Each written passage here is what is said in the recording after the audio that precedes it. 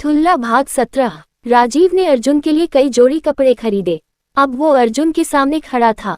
अर्जुन को कपड़ों का बैग देते हुए राजीव ने अर्जुन से कहा, अर्जुन तुमने जो किया है उस बच्चे के लिए, वो तो कोई अपने सगे वाला भी नहीं करता। मैं गुस्से में था सुबह और न जाने तुमको क्या क्या कह गया।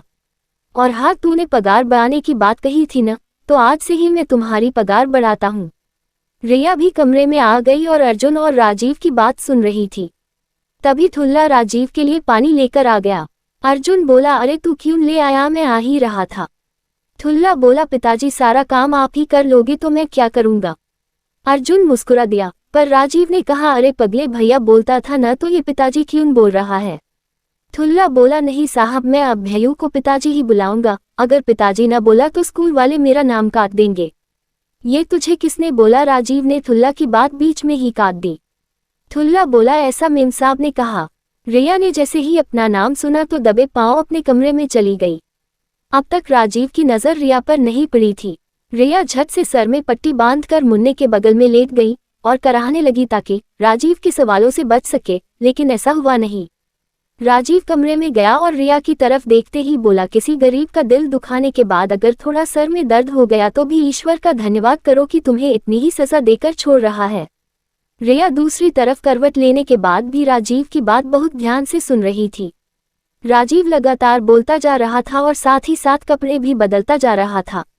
रिया की कराहने की आवाज बंद हो गई थी। अब राजीव की बातों के तीर उसके दिमाग को जख्मी कर रहे थे। रिया अभी तक सर दर्द का बहाना करके लेटी, पर अब उसका सर वाकई में फटा जा रहा था। किसी गरीब और असहाय बच्चे को सताने से पहले अगर उस बच्चे में अपने मुन्ने को देख लिया होता तो शायद तुम वैसा न कर पाती। कामवाली बाई मिली थी मुझे, उसने सब कुछ मुझे बता दिया। अब तो रिया के शरीर का खून सूख सा गया।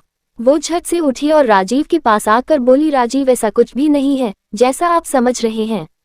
मैं खुद ठुल्ला को ये कहकर लाई थी कि उसको पढ़ाऊंगी।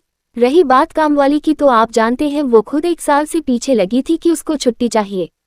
राजीव रिया को ध्यान से सुनता रहा। राजीव का गुस्सा शांत करने में वो कामयाब हो गई थी। अर्जुन रात का भोजन कराकर अपने घर चला गया था। ठुल्ला किचन में बिछी चटाई पर करवट बदल रहा था। उसकी आंखों से नींद कोसों दूर थी। उसकी खुशी का ठिकाना नहीं था। उसको स्कूल जो जाना था। पूरी रात यही सोचते हुए बीत गई कि कल स्कूल जाना है। सुबह सुबह कालबेल बजी तो ठुल्ला ने दौड़कर दरवाजे की सिटकनी खोल दी। अचंभित होते हुए बोला, अरे मौसी तुम आ गई। रिया भी अपने कमरे से बाहर आ गई। रिया और कामवाली दोनों आपस में नजरों ही नजरों में बात कर रही थी। तभी राजीव कान में फोन लगाए अधखुली आंखें लेकर कमरे से बाहर निकला और रिया से बोला, ये अर्जुन का फोन है, उसकी तबीयत खराब है तो आज वो नहीं आएगा। इतना कहकर राजीव कमरे में जा ही रहा था तो उसकी नजर कामवाली पर पड़ी। राजीव ने उसको देखने के बाद एक नजर रिया की तरफ की और चुपचाप कमरे में चला गया। आज काफी दिनों के बाद रिया ने नाश्ता बनाया था।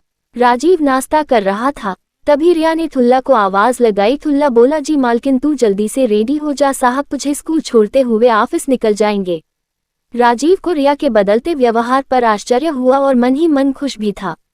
राजीव बोला, नहीं रिया मुझे बहुत देर हो रही, मैं ड्रॉप न कर पाऊंगा। ठुल्ला बोला, साहब मैं अकेला जा सकता है। वो अर्जुन भैयू ने सब रास्ता बता दिया था। राजीव ने कामवाली से कहा, आप इसको स्कूल छोड़ दीजिएगा। कामवाली, अहो साहिब में छोड़ देगी। पर साहिब किधर का स्कूल है। राजीव ने जैसे ही स्कूल का नाम बताया तो कामवाली बोली, अहो साहिब उधर तो मेरा भी बेटी पढ़ता है, पर उधर आज छुट्टी है साहिब, प्रिंसिपल साहिब बीबी मर गया तो छुट्टी है उधर। इतना सुनते ही ठुल्ला उदास हो गया। राजीव ऑफिस के लिए निकल गया और ठुल्ला काम करने लगा। रिया का मोबाइल बज उठा। रिया ने लपक के मोबाइल उठाया तो उधर से आवाज आई, अरे रिया मैं एकता बोल रही हूँ 10वें माले से। तूने कल बोला था न कि आज तू मेरे घर के काम के लिए अपने नौकर को भेज देगी। रिया प्लीज। रिया बोली, भेजती, तू लिफ्ट के डोर पर आ जा। अरे ओ निथल्ले। रिया ने ठुल्ला को आवाज लगाई। ठुल्ला हंसता हुआ रिया से बोला, मेम साहब ठुल्ला हूँ मैं, निथल्ला नहीं। रिया ने ठुल्ला को आंखें दिखाए और बोली, तेरी जुबान बहुत चलती है, ये जुबान लदाना बंद कर और 10वें माले पर एकता दीदी रहती है, उनके यहाँ कुछ काम जाकर कर दे। एकता लिफ्ट पास ही खड़ी थी। ठुल्ला को देखते ही मुस्कुरा दी और अपने फ्लैट पर ले गई। ठुल्ला बोला, उस दिन आप आई थी मेरी मेम साहब के घर पे ना। एकता बोली, हाँ मैं वहीं। वो ठुल्ला से जूठे बर्तनों की तरफ इशारा करते हुए बोली कि ये सब साफ करके उसके बाद झाड़ू पोछा कर देना।